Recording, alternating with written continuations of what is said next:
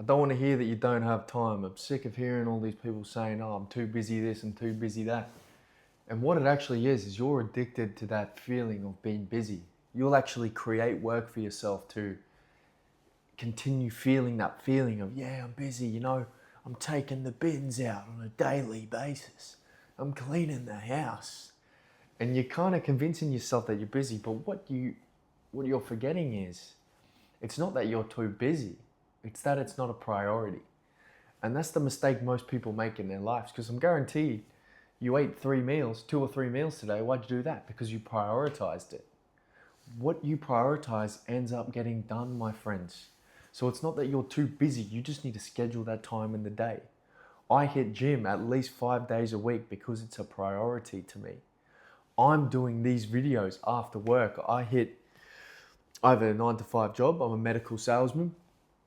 I wake up at 5 a.m. to train gym in the morning. I have a girlfriend, I have a family, I have friends. I make time for all these things, but I make time for what I actually want to do because I prioritize it.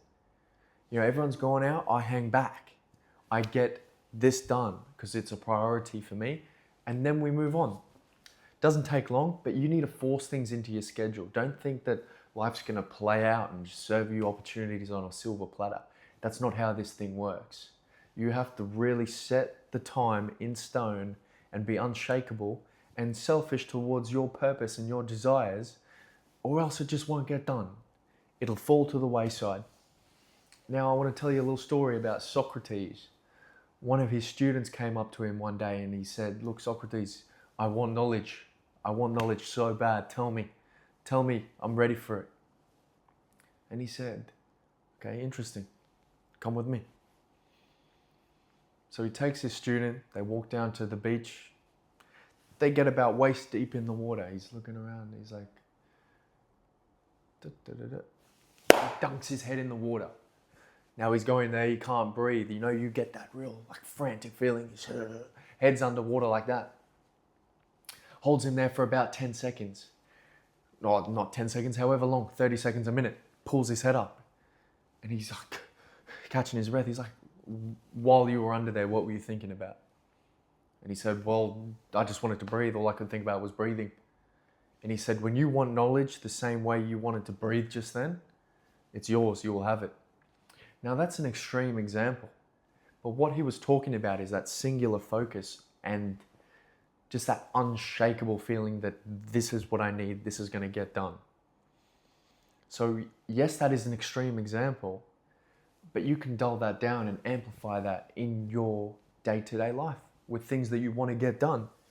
Regardless of outcome, decide what it is you actually want and just fucking get it.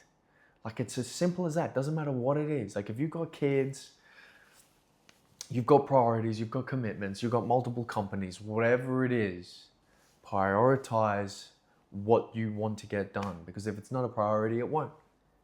As I said before, it'll slip to the wayside. And that's the thing, because if you don't prioritize yourself and what you want, and you just go off what other people are saying, it's going to build resentment at the end of the day. And that's not fair on them, because you didn't have the balls to stand up for yourself and your time and respect your time. Because at the end of the day, that's what it takes. And that's what's going to propel you forward. Now, what else have I got here? Yeah, I've got what is tracked is improved. So it's one thing to go ahead and commit to that venture, to prioritize that topic. But are you tracking the progress? Because what is tracked is improved. There's a reason why people go to the gym for years on end and they look the exact same, because they're not tracking. You ask them, okay, what weights did you lift last week? Okay, interesting. You hit incline, 35s for 8, nice. What'd you hit this week? I think it was 35 for 9. Okay, perfect. It's tracked. We can see that there was 1 rep added to that key compound movement. There's progress, it's tracked. You ask a different guy, hey, how was last week? Yeah, it was good, train hard. How was this week? Yeah, good, train hard. But he doesn't actually know. He could be fucking around for all he knows. There's no metrics that have improved or that have been tracked. Because at the end of the day, what is tracked is improved. Now, another thing that I want to add, for those people who are struggling to get started because their dreams and desires and their goals feel so far away and they feel so big, they feel so alien to them. You got to remember, all these people you admire and you look up to were all once in the same position. They all once started from scratch. There was once a period of time where Leo Messi had never scored a goal. Never scored a goal. The Leo Messi, there was once a time where he was nervous to walk onto the soccer field. Mike Tyson cried before his first ever fight. Was in floods of tears. He didn't want to do it. He's like, coach, I don't want to do this shit. This is terrifying to me. I'm scared. Mike Tyson. So don't write off those feelings. It's perfectly normal to be uncomfortable and feel bit out of place, out of your shell in those early days. Everyone does. So next time you want to take that dive, take that step in, remember Mike Tyson was in floods of tears before his first ever fight. The Mike Tyson. That's fascinating to me.